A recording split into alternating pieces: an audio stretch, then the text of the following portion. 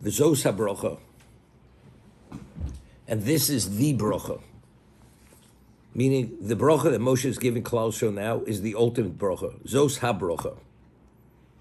Asher Berach Moshe Ish Elokim, which Moshe, who is the Ish Elokim, because now the Torah is going to explain why is this the Bracha, because first Moshe is giving it, and who is Moshe? Moshe is Ish Elokim. He's known as, it should be Ish Hashem, Yud Kei Vav Kei. Why is he referred to Ish Elokim? Elokim is always Midas Adin. But he's identified as Ish Elokim, as Bnei Yisrael Fnei Moso. He's giving the bracha to the Bnei Yisrael before he passes away. Meaning, he's passing away, after this bracha, he passes away. So the Ohr HaChaim HaKadosh makes it a point. The Pasuk is coming to identify and explain why is this the ultimate bracha. Firstly, the bracha has been given by Moshe. Moshe is the greatest Jew ever lived, most spiritual Jew ever lived. He was the conduit for the Torah. He is the Rabban Shel Yisrael. He's the Rebbe of Klal Yisrael. Not only that, he's Ish Elokim. What is Ish Elokim? We'll explain in a moment. And who are the recipients of the bracha?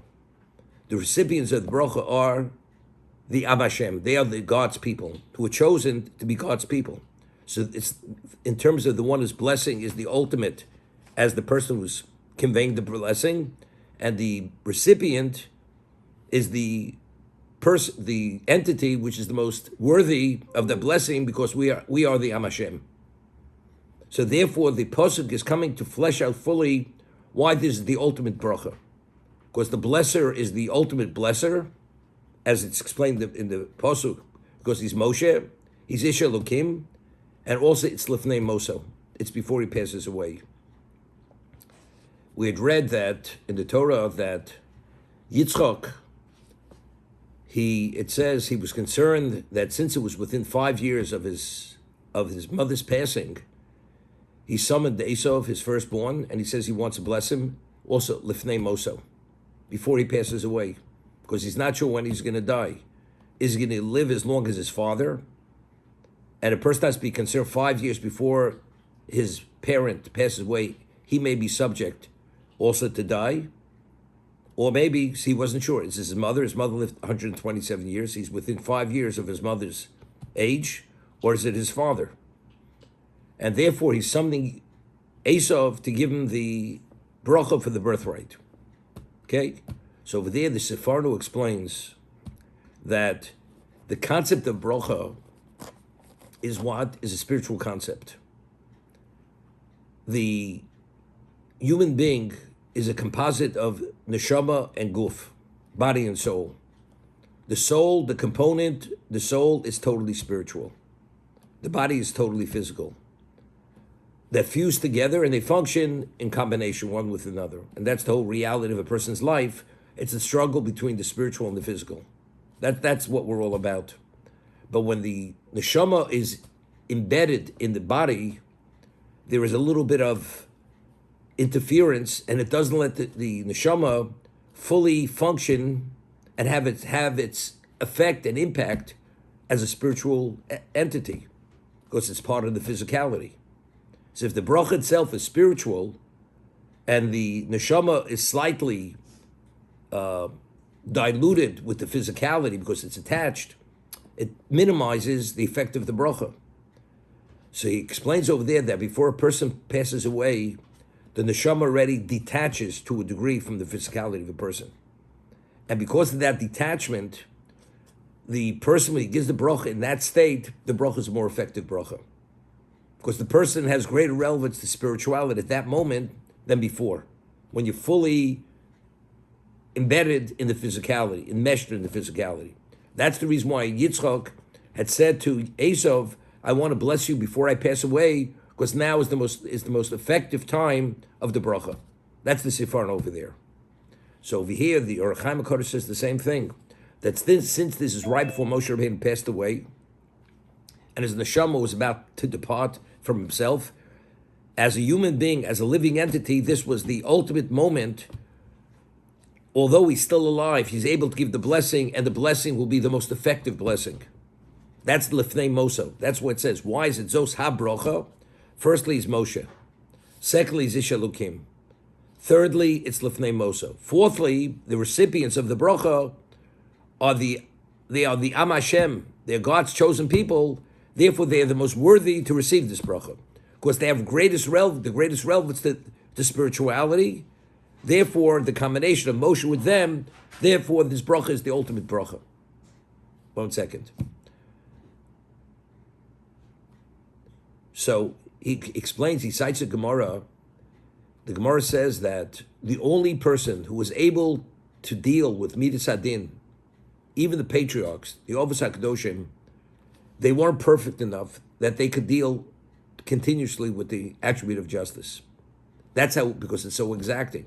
Moshe Rabbeinu was so close to perfection that he was able to deal with the Midas Hadin. Therefore, it says he's Ish Elokim. Why is he so special? Firstly, he's Moshe. He's met Moshe's Eved Hashem. Not only he's Ish Elokim, he was at a level that he was nearly at the point of perfection that he was able to deal even with the Midas Hadin. He could be dealt with that measuring yard with Midas Hadin. Therefore, his Bracha is the most effective Bracha. This is the Orach Chaim, how he explains the pasuk over here. So many years ago, but the Sivorno says over there regarding Yitzchok, we find that Yitzchok had asked Esav that he should go and catch something to be eaten, to make delicacies, and after he feeds him delicacies, he will give him the bracha.